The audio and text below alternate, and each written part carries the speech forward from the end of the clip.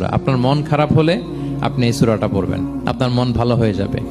এটাকে দি anti depressant সূরা বলে, মানে ডিপ্রেশন কাটায় ফেলে। আমাদের এরকম অনেক সময় হয় না যে হতাশ, দেয়ালে পিঠ ঠেকে গেছে, কোনো বের হওয়ার রাস্তা নাই, কই যাব, কোথাও সফলতা নাই, সবাই আমাকে ভুল বুঝতেছে, এরকম মাঝে মাঝে হয় না? আমাদের সবার লাইফে আপস এন্ড ডাউনস আছে। আপনি যখন ভারাক্রান্ত হবেন, কষ্টে থাকবেন, এই সূরাটা পড়বেন, দেখবেন যে আপনার ডিপ্রেশন দূর হয়ে গেছে। তো আল্লাহর হাবিব সাল্লাল্লাহু আলাইহি ওয়াসাল্লাম যখন এরকম ভারাক্রান্ত ছিলেন, চিন্তিত ছিলেন, তখন আল্লাহর হাবিব সাল্লাল্লাহু আলাইহি ওয়াসাল্লামকে চিন্তামুক্ত করবার জন্য আল্লাহ তাআলা এই চমৎকার সূরাটি নাজিল করেছেন।